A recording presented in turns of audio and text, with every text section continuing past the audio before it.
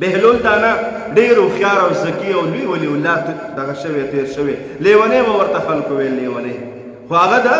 جنت لیونی و هغه د الله لیونی و د دنیا لیونی نه و ناستی دی د درې دجله په غاړه باندې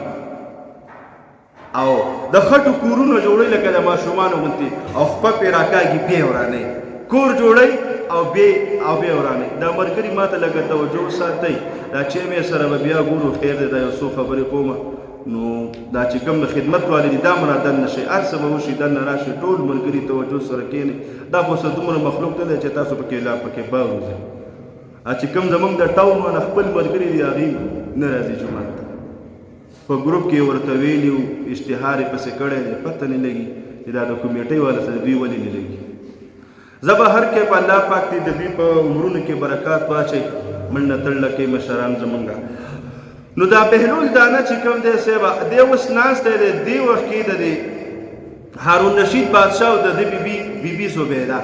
دا دواړه اوس روان دي مزل کوي نو د درې دجله په غاړه باندې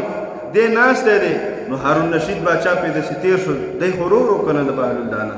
دته وایي څه کوې لکه وایي کورونه جوړوم هغه ورته خندل دا مې ماشوم جوړ کړی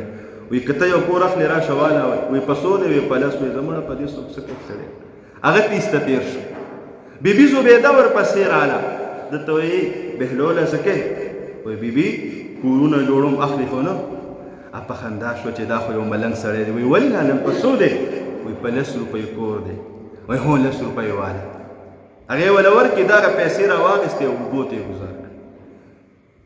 دا تا ګل بخش علامه هجویری رحمت الله علیه فرمایي چې ولی الله ته به د سونې ډېرې او د خاورو ډېرې یو شان یله به دی ولی الله هغه پیسې راواخېستې اوبو ته یې لړه کړې او کور یې وران کړه ولاړې شپه د اوس هارون رشید بادشاه خو وویني چې د جنت ښایسته ښایسته بنګلې دي او ماڼۍ دي یوه ښایسته دروازه ده او ښایسته کور دی او په هغې باندې لیکلي دي بیت البیبي زبیده دا د بیبي زبیدې کور دی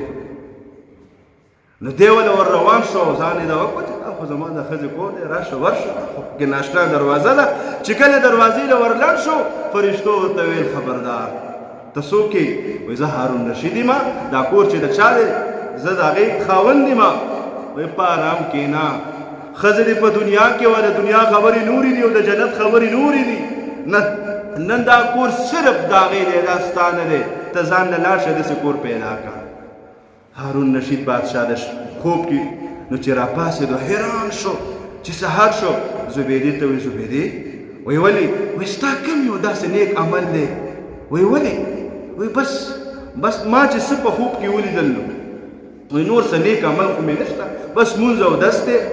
تلاوت دی او چې څه ته کې هغه زه هم کومه زه خو څه زیاتي نه کومه چې نه ما یو محل بیګا ولیدو په جنت کې او هغې باندې ستا نوم لیکلو وایي چې ها ما ته خو څه پته نه لګي خو هغه بهلول له مې یو 10 روپۍ ورکړي که هغه راته چېرته دوا کړي بس هارون رشید بادشاه خو د دې وخت بادشاه نه اخو ولی الله اخو په عالمانو باندې مین و په دین مین و او د الله نه به سخت یېرېده لاړې وسو بیا ووتو تلاش کې دی چې ګوري بهلول دانه بیا ناستی دی کورونه جوړوي د خاورو د دجله په غاړه او بیا یې میټاوئ دی وله راغی هلکه کور په څو دی ده ورته داسې به راوکتل ورته وایي نیمه بادشاهي به راکړي په هغې باندې دا کور دی وایي تا خو وایي چې په 10 روپۍ دې پرون دی وی وایي هارون رشیده د لیدو او د نه لیدو ډېر فرق دی تا خو بېګا لیدلی دی نو اوس ما نه راغلی چې په 10 پرون مې راته وي واله نه دې اخېستو او نن ته چې رایکا خو نن به نیمه بادشاهي ته پکې تیار یې سر یې وروسته کوي چې بس زما ښځې ما نه وګټله د څه دپاره د یو مجذوم دی 10 روپۍ ورکړي او د خپل آخرت د غم دپاره چېرې زما تا ته څه میلاو شي وګوره ګینې بیبي زبیدې دومره عظیم الشان کار کړی دی چې د عراق نه مکې ته خصوصي نیر راوستی دی اوبې یې راوستې دي څومره عظیمه فایدې خلکو له ورکړي